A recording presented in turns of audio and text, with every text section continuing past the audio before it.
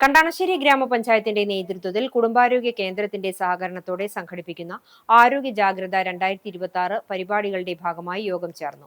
May 10 മുതൽ 17 വരെ പഞ്ചായത്തിന്റെ വിവിധ ഭാഗങ്ങളിൽ വീടുകൾ, സ്ഥാപനങ്ങൾ, പൊതു ഇടങ്ങൾ എന്നിവിടങ്ങളിൽ ജനകീയ പങ്കാളിത്തത്തോടെ ശുചീകരണ പ്രവർത്തനങ്ങൾ സംഘടിപ്പിക്കും. മെയ് 10-ന് പഞ്ചായത്തിലെ മുഴുവൻ വീടുകളും പരിസരവും സ്വന്തം ഉത്തരവാദിത്വത്തിൽ ശുചീകരിക്കും. അതിന്റെ ഫോട്ടോയും മറ്റ് ശുചിത്വ സംവിധാനങ്ങളും പരിശോധിച്ച് ഓരോ വാർഡിൽ നിന്നും 5 വീടുകൾ തെരഞ്ഞെടുത്ത് ഗൃഹശ്രീ അവാർഡ് 18-ന് നടക്കുന്ന പൊതുപരിപാടിയിൽ നൽകി ആദരിക്കും.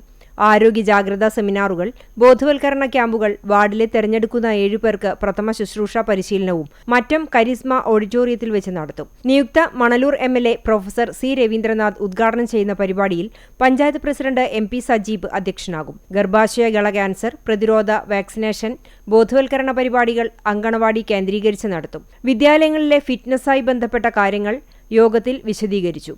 കണ്ടാണശ്ശേരി കുടുംബാരോഗ്യ കേന്ദ്രം കോൺഫറൻസ് ഹാളിൽ നടന്ന യോഗം പഞ്ചായത്ത് വൈസ് പ്രസിഡന്റ് CK സുധീബ ഉദ്ഘാടനം ചെയ്തു. ആരോഗ്യ വിദ്യാഭ്യാസ സ്ഥിരം സമിതി അധ്യക്ഷൻ VV തിലകൻ അധ്യക്ഷത വഹിച്ചു. മെഡിക്കൽ ഓഫീസർ ഡോക്ടർ KP ചിന്ത ആമുഖ വിശദീകരണം നടത്തി.